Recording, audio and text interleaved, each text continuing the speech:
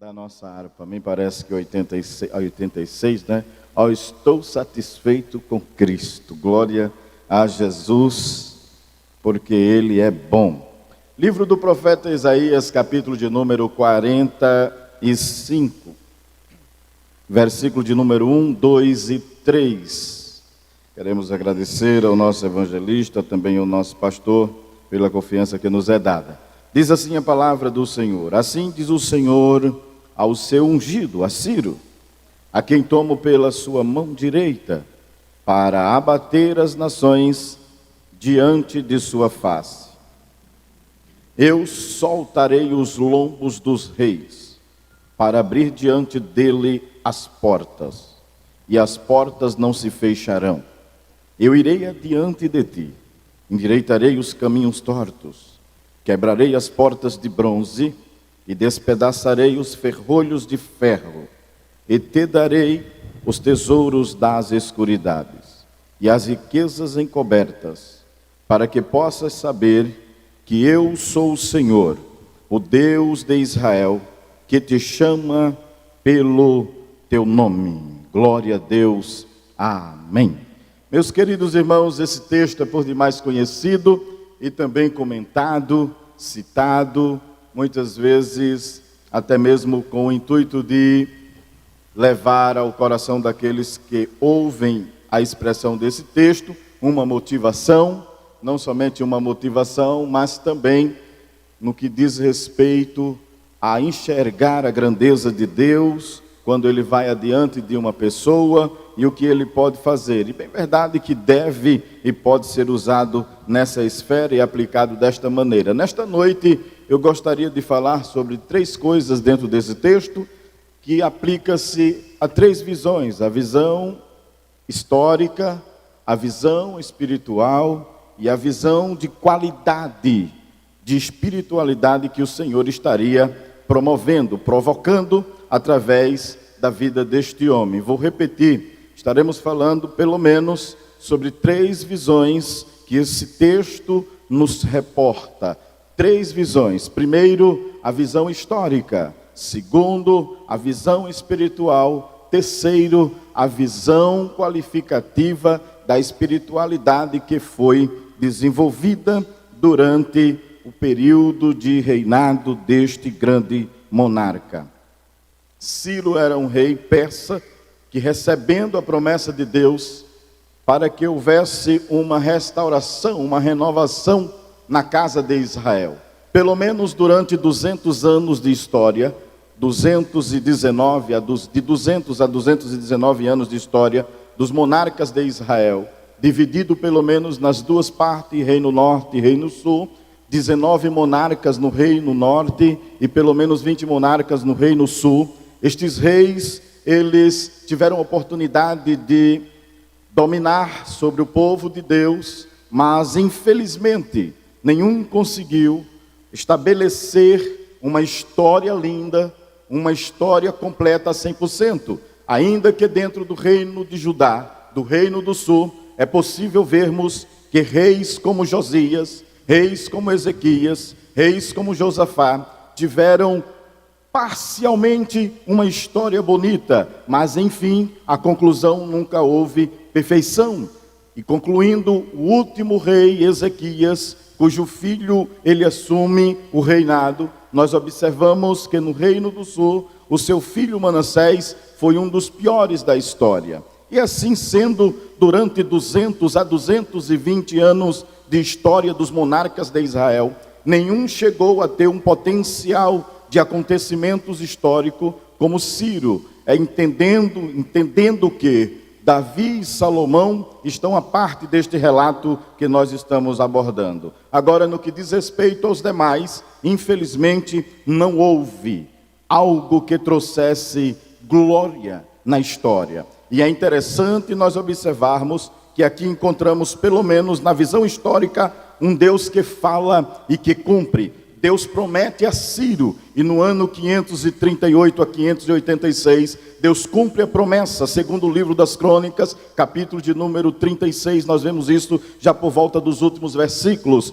Ciro assume o reinado. Esdras capítulo 1, versículo 1, nos mostra que quando ele assume, a primeira coisa que ele faz é olhar para a situação, o estado em que se encontrava o templo outrora construído por Salomão. Então Ciro é movido pelo Espírito de Deus, como diz a Bíblia, o Senhor o chama de seu ungido. Então Deus, ele capacita, ele dá a visão a Ciro, e a primeira coisa que ele faz, quando assume o reinado, segundo Esdras, nós observamos de que é reconstruir o templo. E nesta época, o Senhor levanta Zorobabel. As levas que foram para a Babilônia, pelo menos em 3, conforme Jeremias 52, versículos 28 a 31, cerca de mais de 30 mil, ou melhor, 10 mil hebreus foram parar dentro da Babilônia, pelo menos em 3 levas. A primeira em torno de 800 e tal, 3.020 e tal, e depois outro em torno de pelo menos 4.600. Esses foram levados em 3 etapas para dentro da Babilônia. Do jeito que eles foram, em 3 etapas, Deus os fez tornar em 3 etapas. A primeira etapa retorna quando Zorobabel está reconstruindo o templo. A segunda leva retorna quando Esdras estipula e estabiliza as leis. E a terceira leva volta com Neemias, quando ele reconstrói a cidade. 3 levas de judeus vão para a Babilônia e 3 levas de judeu volta da Babilônia. E o Deus que fala é o Deus que cumpre. E ele começou com Ciro. E na verdade, no contexto histórico, o Deus que fala é o Deus que cumpre. 3 monarcas participaram desta grandiosidade: Artaxerxes, Dário e o rei Ciro. Esses 3 homens, conforme nós encontramos em toda a história, no capítulo de número 6, versículo de número 10 a 14 do livro de Esdras, até o capítulo 7, porque o tempo não nos permite esmiuçar todos os detalhes históricos. Mas para que você entenda que nesta visão histórica acontecem algumas coisas. Primeiro, Deus que se revela como Deus que fala e o Deus que cumpre. Mesmo na vida histórica desta nação, da nação de Israel e deste rei pagão, o Deus que fala é o Deus que cumpre, mas o Deus que fala e o Deus que cumpre é o Deus que permite se levantar as oposições. Livro de Esdras, no capítulo de número 3 até o capítulo de número 4, precisamente o capítulo 4, se levantam homens que, quando percebem que o templo está sendo reconstruído, eles automaticamente se opõem. E pelo menos 10 reinos de 10 cidades do Império de Ciro é mobilizado para interferir a construção do grande templo, a reconstrução. Pelo menos 10, os governadores de Samaria, eles resolvem reunir e mandar uma carta para o então rei Ciro, para dizer a ele, Artaxerxes na verdade, porque já era no período de Artaxerxes, e diz a ele, olha, infelizmente os judeus estão se reunindo e vão reconstruir aquela casa, eles vão reconstruir aquele templo, e eles vão querer ganhar força, eles vão querer tomar o império. Então Artaxerxes, ele manda buscar informações, e o Deus que cumpre é o Deus que promete, o Deus que promete, o Deus que cumpre, é o Deus que permite a oposição. Mas quando Deus permite a oposição, é para em cima da oposição ele ser glorificado. Todos se reuniram, mas foram lá e encontraram uma carta escrita por Ciro, em que ele decretava dizendo, o templo deve ser reconstruído e deve ser utilizado o tesouro da casa do rei. Ciro estava vendo numa visão mais futurista, dizendo o seguinte, eu vou começar, mas se eu morrer, depois da minha morte, eu quero que reconstruam o templo, eu quero que essa obra vá até o fim, porque ela é uma obra divina, uma obra de Deus. Então Ciro deixa estabelecido, quando em seguida o rei Dário assume e encontra a mesma ordem, porque quando Deus promete e cumpre o que promete, ele permite a oposição, para que na oposição ele seja glorificado. E quando Deus quer ser glorificado, ele faz novas leis, porque Dário resolveu escrever uma nova lei, e a nova lei de Dário era o seguinte: a ordem que Ciro deu deverá ser cumprida, e não sairá só do tesouro real os recursos para construir o templo. Eu quero dizer que nas demais províncias por onde os judeus passarem, ora, escute-me por favor, os opositores com mais de 10 nações no império se levantaram para impedir a construção do templo. Mas quando Deus promete e cumpre o que promete, ele permite a oposição para ser glorificado. Não sei se você está me entendendo, mas acompanhe o raciocínio. Às vezes Deus permite o reboliço, para no reboliço ele ajustar as coisas e ser glorificado. Deus permite a confusão, para na confusão ele se levantar, acalmar a tempestade e dizer: eu sou e fora de mim não há outro. Eu mando no céu, na terra, no mar. Ele tem o controle. 10 nações se reuniram, isto é, apenas que Esdras cita, mas na verdade é mais de 10 nações. E é interessante que agora, quando Dário assume, ele diz: olha, o decreto que Ciro deu é para que a casa seja construída com o tesouro real. Agora quando Dário assume, ele diz: eu não quero só que use o tesouro real, eu quero que use o tesouro de todas as demais localidades. E parece que eu estou vendo, irmão, me permita, vão precisar de prata, vão precisar de ouro, vão precisar de madeira, vão precisar de pedras, e tem lugar que não tinha. Ora, Samaria talvez não tivesse, ora, Judá talvez não tivesse, mas entre os sírios, entre os persas, entre outros lugares, haviam pessoas que tinham madeira. Agora já tinha carta e decreto dizendo: as nações se levantaram e que foram contra vão ter que contribuir para a obra da construção do templo. Só Deus é quem faz isso.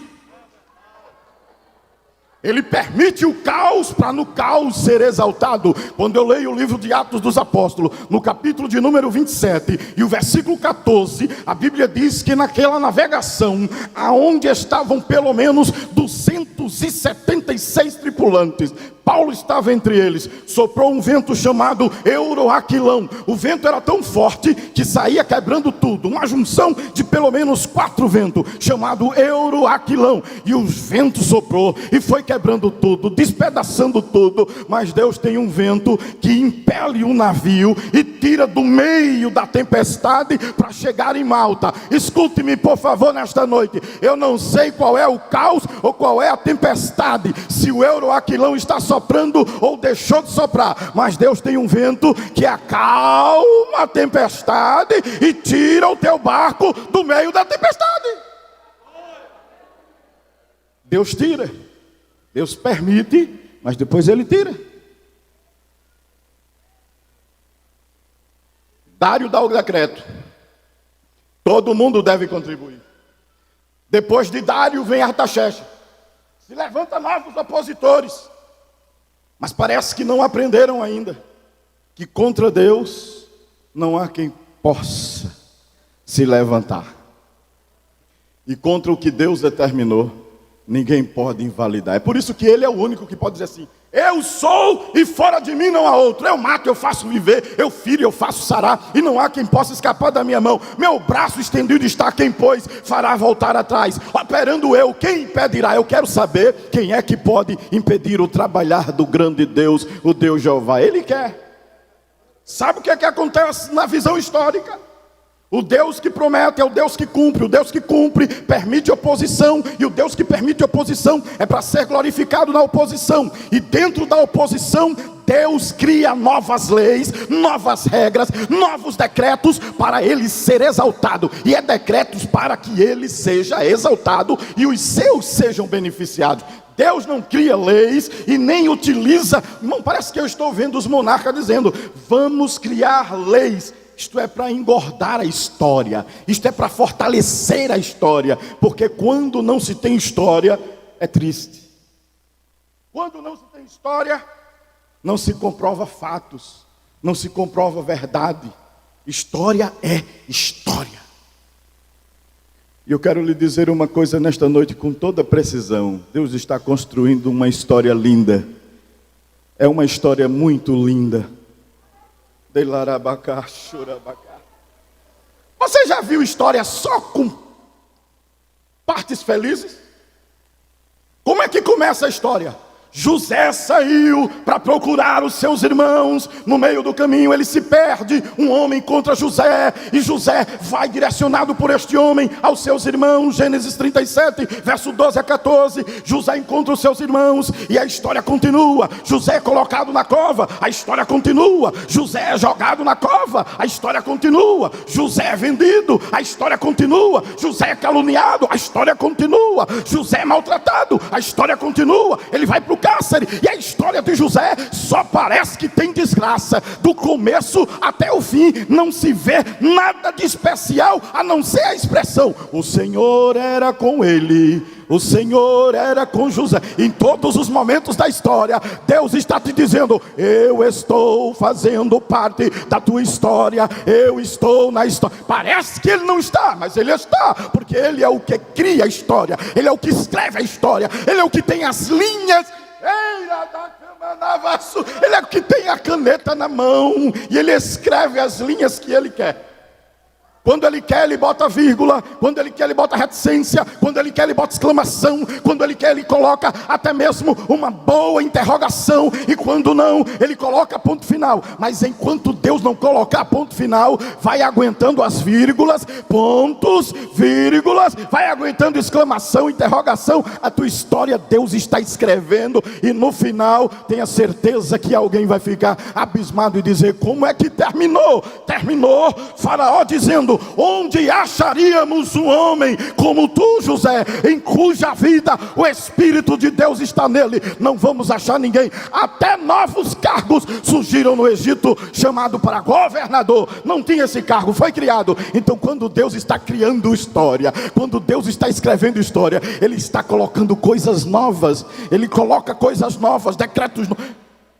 Meus irmãos, me permitam, eu estou tão alegre e convicto de que Deus está aqui nesta noite, dizendo para a igreja em Monteiro, e para você que veio participar, você que está em casa, você que está me escutando, escute: a sua história é dolorosa, mas é Deus quem está a escrevê-la. É Deus, é Deus, é Deus quem está escrevendo. Ciro decreta, Dário aumenta o conteúdo do decreto, e Artaxerxes, o que é que faz? Artaxerxes dá uma lei, irmão, que é linda a lei que ele dá. Veja o que é que Artaxerxes diz. Capítulo de número 6 do livro de Esdras. Eu tenho que ler, eu não queria só citar a história, mas é tão gostoso ler isto, que ele diz assim. Primeiro eu vou ler o versículo de número 10, depois vamos ler o versículo 14. Ele pede oração por ele e pela casa dele. Veja o que é que diz a palavra de Deus. Capítulo 6, versículo 10 diz: para que ofereçam sacrifícios de cheiro suave ao Deus dos céus, e orem pela vida do rei e de seus filhos. Versículo 14: e os anciãos dos judeus iam edificando e prosperando pela profecia do profeta Ageu e de Zacarias, filho de Ido, e edificaram a casa e aperfeiçoaram conforme o mandado do Deus de Israel, e conforme o mandado de quem? De Ciro, e de Dário, e de Artaxerxes, rei da Pérsia. Me permitam, irmãos, Deus usou 3 monarcas. Deixa eu lhe dizer, Deus vai usar gente grande na tua história. Vou repetir essa frase porque ela é linda. Deus vai começar a usar somente gente grande para tirar os opositores. Deus vai fazendo assim, ó: sai daí, gente pequena. O governador, a Bíblia diz no livro de Eclesiastes, levantando-se contra ti, o espírito do governador não deixa o teu lugar. Então deixa eu lhe dizer, não tem espírito de governador, primeiro-ministro, deputado, não tem espírito nem de presidente para se opor ao que Deus vai fazer, porque quando Ele quer, Ele usa os imperadores. Ele disse, eu vou usar Ciro, eu vou usar Dário, eu vou usar Artaxerxes, mas o que eu quero vai acontecer. Deus vai começar a colocar gente grande para te ajudar. Você crê nisso? Deus vai colocar, olha irmão, talvez não esteja nem em Monteiro, mas Deus sopra um vento e chega em Monteiro. Talvez não precise nem vir em Monteiro, com a ligação de lá, Deus resolve aqui. Deus, Ele vai usar coisas e pessoas grandes para confundir a cabeça e a mente dos opositores. Isso é a visão histórica. O Deus que promete é o Deus que cumpre. O Deus que cumpre é o Deus que permite oposição. O Deus que permite oposição é Deus permitindo para ser glorificado na oposição. E quando Deus quer ser glorificado na oposição, Ele renova e cria novas leis, novos decretos. E quando Deus cria novas leis e novos decretos, até os homens grandes tem que pegar na caneta e reconhecer e dizer, eu não sei porque eu estou fazendo isso, mas eu tenho que fazer, porque é para um Deus soberano, é um Deus grande, e eu não quero briga com Ele. Aleluia! Foi o que Artaxerxes disse, quando o pessoal estava lá, e querendo empancar a obra, aí Artaxerxes disse, me permita usar uma linguagem bem nordestina e bem baixa. Ele diz assim, vocês estão doidos, Vocês estão malucos, para não fazer essa casa, para não construir esse templo. Vocês beberam água de esgoto, foi. Me permita, é a linguagem que eu estou usando assim, mas eles dizem assim, vocês estão doidos. Ciro, que foi antes de mim, e que tem um histórico grandioso, que invadiu a Babilônia, tirou da mão de Nabucodonosor. Ele mesmo disse que ia tirar do tesouro para construir o templo. Depois dele vem Dário, que pegou a lei de Ciro e disse, vamos reconstruir o templo, e tirou do tesouro, e não somente do tesouro, mas tirou também de todos os tributos das demais cidades. E vocês querem que eu vá de encontro a isso? Então deixa eu dizer a vocês. Aí ele chama Esdras, capítulo de número 7, você vai ver que quando Artaxerxes chama Esdras, lá por volta dos versos de número 10, 11 em diante, ele chega a dizer a Esdras o seguinte, pega o livro da lei, ensina esse povo a ser crente, porque recursos já tem, ouro já tem, prata já tem. Então Esdras pega a lei e ensina esse povo a adorar o Deus dos céus. E tem mais uma coisa, por onde estiver judeu, eu quero que todo mundo adore o Deus dos céus, exalte a Ele, e quero que todo mundo saia de onde estiver e venha para Jerusalém adorar a este Deus. Oh irmão, você já viu, parece que eu estou vendo gente se converter. O que é que você acha que é uma profecia no texto bíblico que chama a Galileia dos gentios ou Galileia das nações? Jesus pregou para uma grande multidão que se converteram. E por que se converteram? Porque compreenderam a mensagem de Ciro, de Dário e de Artaxerxes. Deus vai salvar no império do Satanás, do diabo. Aonde o diabo não pensar, Deus está salvando, Deus está entrando. Me permita, irmãos, pessoas gentílicas de outras nacionalidades começam a ser obrigados a cultuar em Jerusalém. Aí está lá o patrão grego, o patrão de uma nacionalidade que não era uma nacionalidade gentílica, persa. Ele olha e diz assim, é dia de ir para Jerusalém, não é, empregado? O empregado diz, sim senhor, mas o senhor não vai. Mas patrão, por que é que eu não vou? Porque você tem obrigação comigo. Aí ele disse, mas patrão, deixa eu dizer uma coisa ao senhor. Diga. Quem mandou foi Ciro. Sim, mas Ciro não é mais vivo.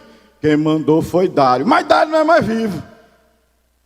E quem mais? Artaxerxes escreveu, o açoeiro ele mandou. E o camarada botava a mão na cabeça e disse, isso é edito real, isso é lei real, isso é decreto real. Aí ele dizia, e tem mais uma coisa, tem um dia que tem que ir eu e o senhor também, para prestar culto ao Deus da nação de Israel, porque não há um Deus além dele, não há Deus fora dele.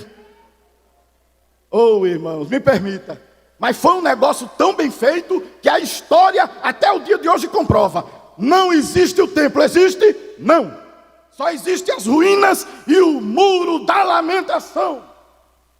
Mas deixa eu lhe dizer, quando você olha as reportagens, tem gente dos 5 continentes orando lá em Jerusalém, nas muralhas, colocando pedidos. Pessoas da África, pessoas da Europa, pessoas da América do Norte e da América do Sul estão lá, porque quando Deus constrói uma história, o diabo pode derrubar o que for de matéria-prima, mas a promessa continua de pé, e o que Deus tem no seu coração é realizado. Até hoje, continua lá, irmão. Você abre a reportagem, tem gente indo lá para Jerusalém, para aquelas muralhas caídas, mas não tem nem templo, mas a adoração ainda continua, a busca pelo Deus de Israel. Irmão, Deus sempre esteve no controle da história, Deus sempre segurou o comando, o diabo queira ou não. Escutem-me, por favor. Deus, Ele está com a mão grande estendida, dizendo: eu continuo salvando, libertando, curando no território de Satanás. Satanás fica doidinho, irmão. Deus está salvando, ele não entende. Aí ele entra dentro do candomblé e tira lá dentro do candomblé. Ele entra no narcotráfico e ele tira Pablo Escobar, o maior traficante da Colômbia, e Deus vai lá e tira ele e bota para pregar o evangelho. Deus vai lá dentro dos prostíbulos e tira de lá. Satanás diz: aqui quem manda sou eu. Aí Deus disse: manda nada, tu não manda nem na tua casa, porque quando eu quero, eu desço no inferno e tiro até quem está lá, porque o meu e o teu Deus é Senhor no céu, na terra, embaixo da terra. É Ele, é esse Deus que está escrevendo a tua história. Você entendeu? É esse Deus que está escrevendo a tua história. É pequeno Ele, e Deus não faz a história pela metade. Alguém pode querer chegar assim e dizer: eu vou colocar um ponto final. E Deus diz: coloca não. Coloca não.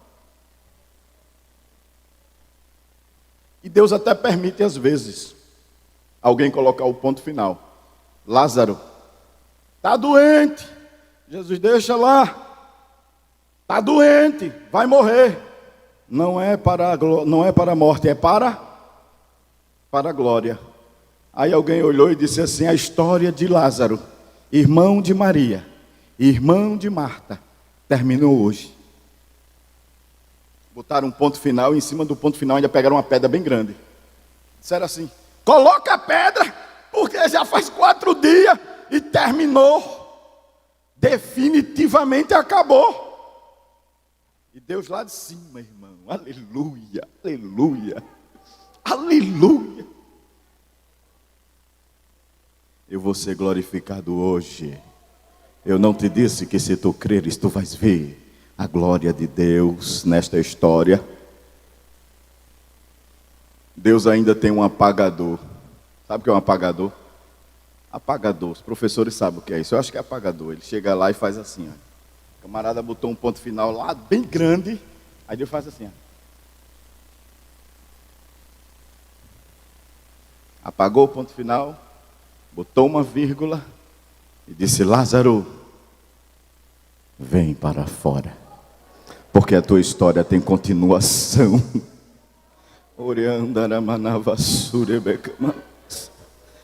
Eu quero dizer a você nesta noite que a tua história tem continuação. Enquanto Deus não colocar um ponto final, ela vai continuar sendo escrita.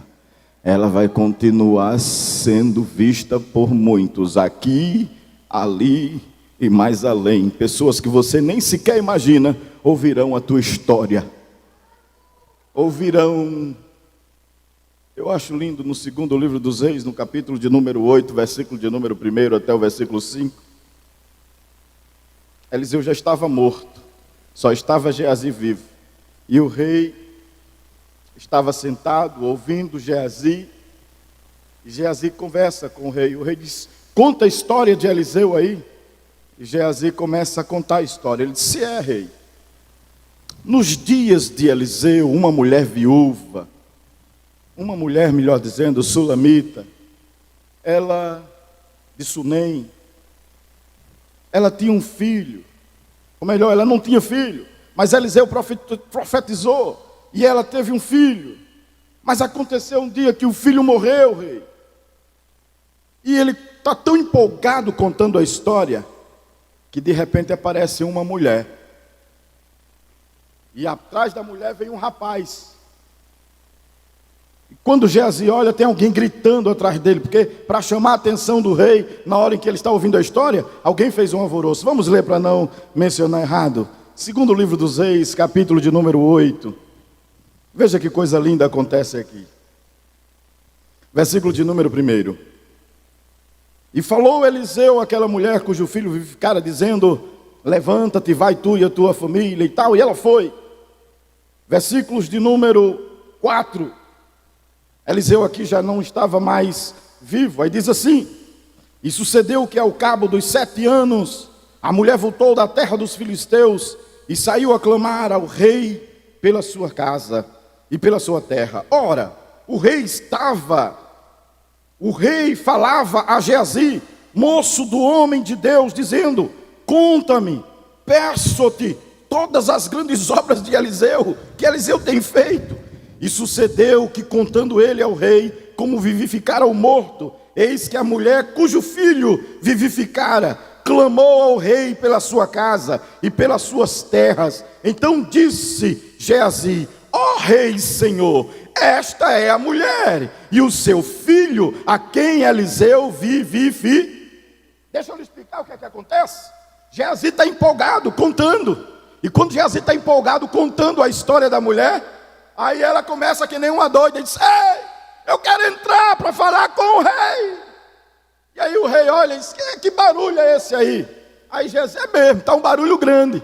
Quando Geazi olha de longe: ô rei, que é, Geazi? Vai continuar a história daqui a pouco, deixa eu resolver o problema. Não, mas o problema não é que eu vou continuar a história. O problema é que a mulher é essa daí que eu estou te falando.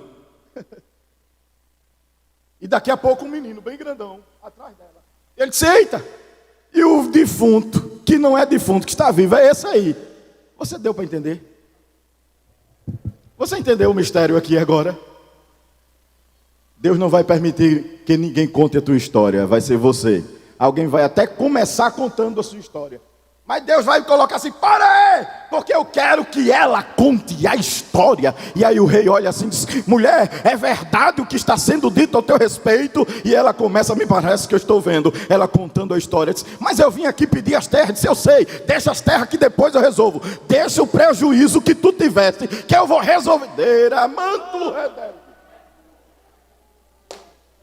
Se preocupa em saber contar a história, porque o prejuízo vai ser ressarcido. E tem mais uma coisa: Deus sabe fazer as coisas tão direitinho, mas tão bom, que depois de contar a história, o rei olhou para os eunucos e disse: vem cá, tudo que é dela, devolva tudinho, pé por pé, letra por letra, ponto por ponto, vírgula por vírgula. E tem mais uma coisa: desde o dia em que ela saiu daqui para ir peregrinar, aonde Eliseu mandou ela ir peregrinar, durante 7 anos, faça conta de quanto renderia a terra dela, se ela estivesse plantando, se ela estivesse trabalhando a terra. Aí os eunucos tiveram que se mobilizar. Eu não estou dizendo que Deus vai fazer um reboliço e vai fazer alguém se mexer para abençoar a tua vida, para trabalhar ao teu favor. E parece que eu estou vendo alguém dizendo: eita, mas é muito, ela perdeu muito. Durante 7 anos, os hectares de terra dela era avultado, era grande. Mas Deus não quer saber o que você perdeu. Deus quer saber que você vai contar a sua história, e a restituição é com Ele, a provisão e providência é com Ele. Recebe aí essa palavra, porque eu já estou sentindo uma graça de Deus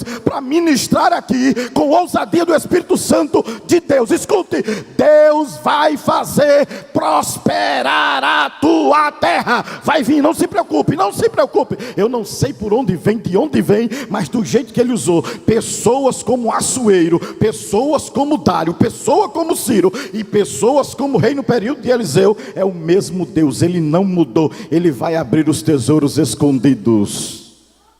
Não é Ele que disse: eu vou diante de ti, eu vou te endireitar e vou te revelar os tesouros escondidos. Você não sabe aonde estão os tesouros de Deus, mas Deus sabe. Você não sabe o potencial do tesouro, mas Deus sabe. Esse Deus é tão lindo, é tão tremendo. Na visão espiritual, para a gente concluir, ele diz assim: eu quero que todo mundo venha adorar. Adorar pela palavra. Esdras, pega o livro da lei. Aí Esdras diz: vai ser um dia de Bíblia. Vamos começar todo mundo lendo a Bíblia. De manhã até da tarde ele começa a instruir. Ele começa a dar a palavra. E na visão espiritual, Deus estaria trazendo um renovo de forças através desta palavra. Essa palavra tem um poder tão grande. Quantos creem no poder da palavra de Deus? Você crê no poder desta palavra? O centurião disse: Senhor, uma palavra tua e o meu criado sarará. Irmão, às vezes a palavra está na minha e na tua boca. Paulo disse: a palavra está na tua boca, no teu coração, perto de ti. Esta é a palavra que pregamos.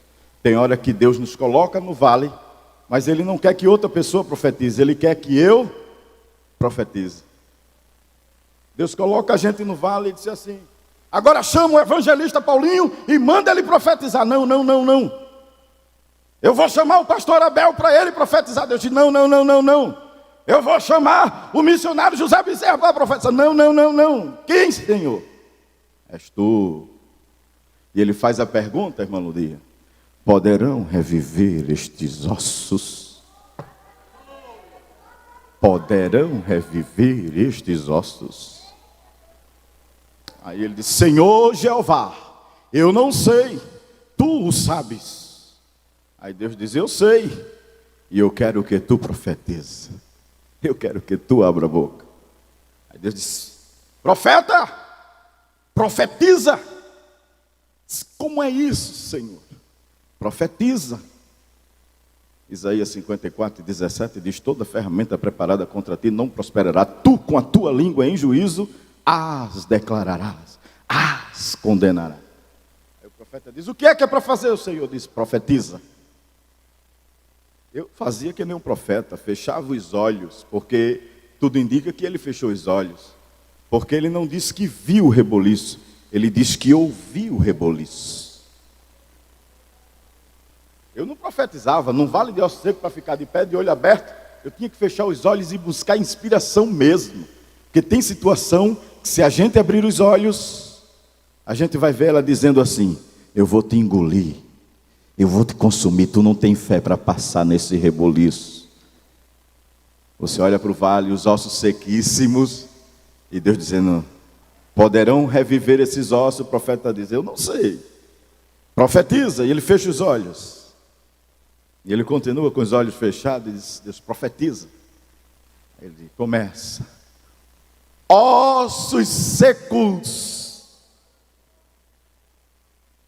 ossos secos, ouvi a palavra do Senhor e vivereis.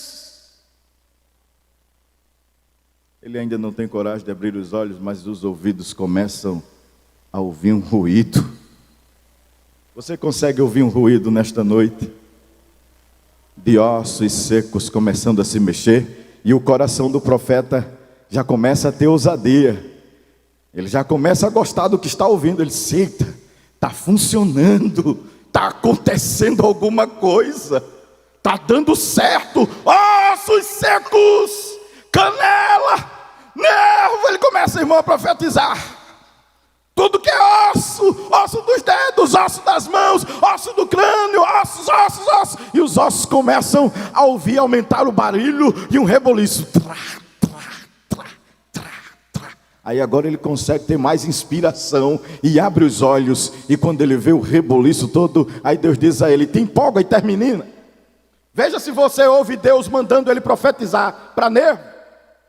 Veja se você vê Deus dizendo a ele, profetiza sobre pele. Não, ele já começa a sentir a inspiração. E ele diz, ossos secos, recebe nervo. Ossos secos, recebe pele. Ossos secos, recebe carne. Ossos secos, recebe vida. Nesta noite Deus vai te dar o poder da palavra de restauração. Você crê nisso? Fica de pé, por favor. Você crê nisso? Você que vai profetizar na sua vida, no seu altar, na sua casa.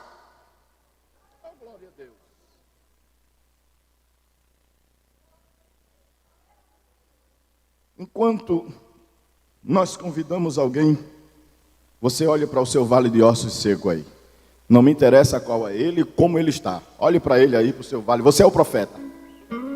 Você crê que Deus hoje lhe dá autoridade de profeta? Você é o profeta da tua casa, da tua situação.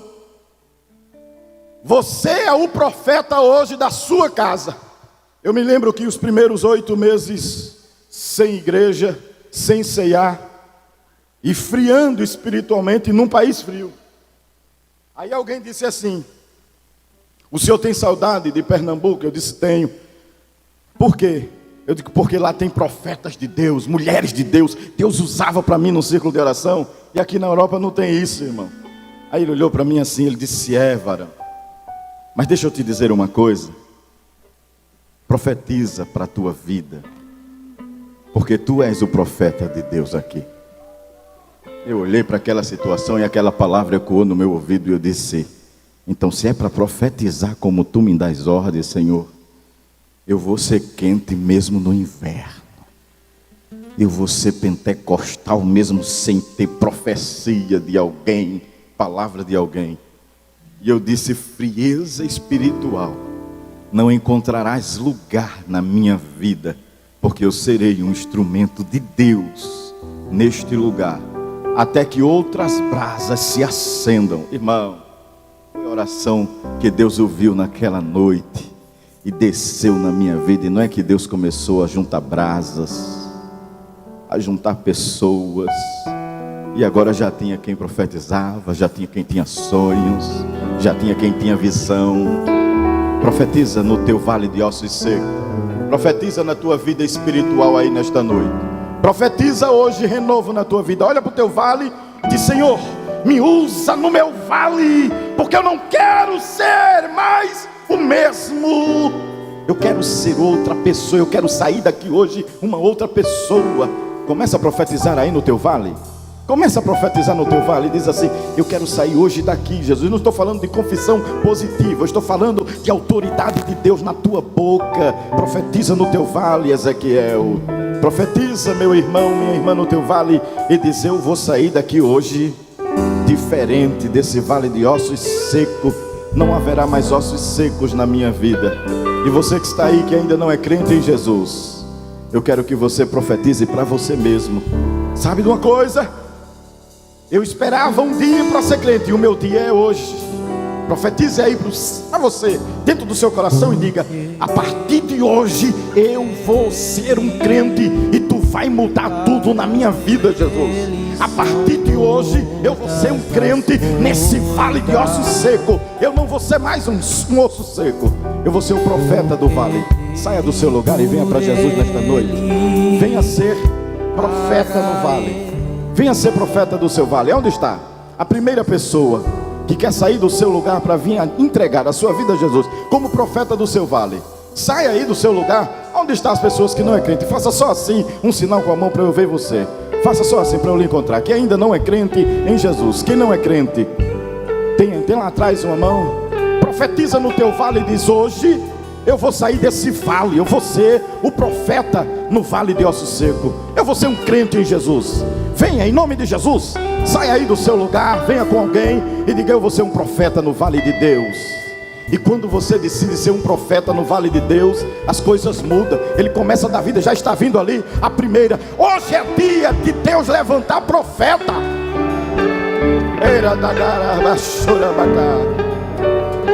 Tu tem cara de profeta. Eu não te conheço, mas tu tem cara de profeta. E quem sabe já até foi usado em profecia ou em pregações pouco me interessa, mas hoje o teu vale pode ser transformado e você ser profeta dentro dele. Profetiza no teu vale aí, rapaz. Profetiza no teu vale. Profetiza. Enquanto isso aí, você pode profetizar e dizer: Jesus, eu quero hoje que tu me renoves, que tu me batizes, que tu me enchas. Onde está a segunda pessoa? Ajude aí, jovem. Sai do teu lugar e vem ser um profeta nesse vale. Vem, em nome de Jesus. Aqui, se tiver uma senhora, um senhor, venha ser profeta. Hoje Deus não está chamando os ossos secos, Deus está chamando os profetas. Tem profetas aqui nesta noite. Venha, em nome de Jesus. Venha, jovem, venha. Venha ser profeta no vale de Deus. Meus irmãos, estou passando 9 minutos aí, segura um pouquinho. Eu sinto graça de Deus, e quando Deus nos coloca no vale e que nos dá liberdade, então eu sinto liberdade para dizer a Deus: jovens, segura aí nesta noite. Quando eu disser 3, Jesus vai começar a renovar, e se você crer, Ele vai lhe batizar com o Espírito Santo aí onde você está. Não precisa nem vir para frente, já começa a sentir a presença de Deus aí aonde você está. Deus vai levantar profeta aqui, profeta, é profeta, moças profetas, adolescentes profetas, jovens profetas. Você vai profetizar. Eu te digo 1, te digo 2, te digo 3. Recebe no nome de Jesus aí onde você está. E você venha, venha, venha, em nome de Jesus, em nome de Jesus. Vem profetizar no teu vale. Hoje é noite de entrar no vale. Hoje é noite de entrar no vale. Você que está lá atrás, você que está na minha retaguarda, você que está em casa, ei, profetiza aí no teu vale. Hoje Deus vai mudar o vale de alguém aqui. Olha lá para tua casa. Deus te pega pelo cabelo assim e te leva lá para tua casa. Entra lá na tua casa agora, entra lá. Eu não vou entrar com você, é você que está indo lá em espírito.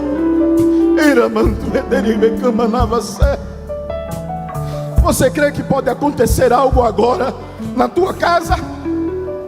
1h15 da manhã, numa noite fria em Portugal. O fuso horário diferente aqui no Brasil.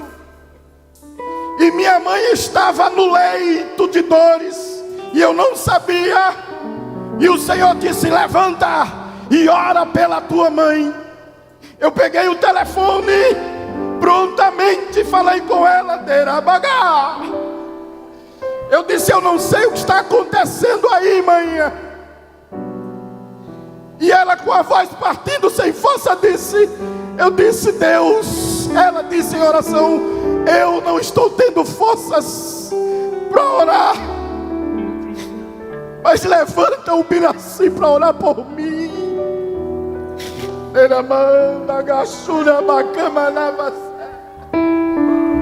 E ela disse: filho, eu disse a Jesus que te inquietasse para orar por mim. Olha lá para tua casa nesta noite. Olha lá para tua casa, para o teu casamento, para o teu cônjuge, para os teus filhos. Ainda que ele esteja nas drogas, ainda que ele esteja no vício, ainda que ele esteja no hospital, aonde ele estiver, olha lá para onde ele está e diz: hoje eu sou profeta no vale de Deus. Estou entrando em minha casa e profetizando salvação, cura, libertação. Eu estou entrando na cruzada de bairro, na cantata nesta noite. Estou entrando nos eventos de Monteiro. Estou entrando no altar de obreiros.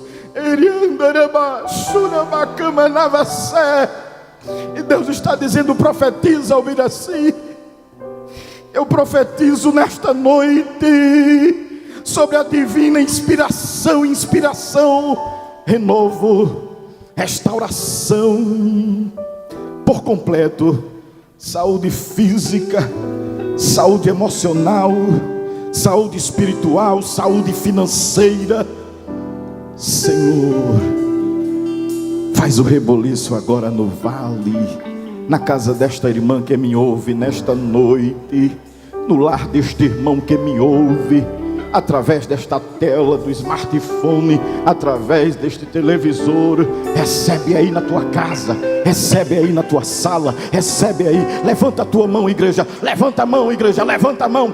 Nesta noite, a graça de Deus manifestada aqui. Era da Camanavaxúria. Recebe, vocês lá em cima, sonoplastas lá na porta, recebam de Deus nesta noite. Recebam de Deus nesta noite, aí na tua casa, aí neste sofá. Recebe de Deus aí agora. Recebe de Deus força nestas pernas, forças e saúde neste fígado, nestes nervos, nestes rins, nestas vesículas, neste pulmão, nesta garganta, nos teus olhos, na visão, até a tua visão, Deus pode melhorar hoje. Deus, em nome de Jesus, desce sobre todos os crentes e seus familiares, saúde e providência nesta noite. Eira manda gachou e anda lá manava sé. Eira da gachúria da gavassoubre. Eira manava sobre a darabacaba sé. Eira da gachúria da darabacaba sé. Eira baraga. Aleluia.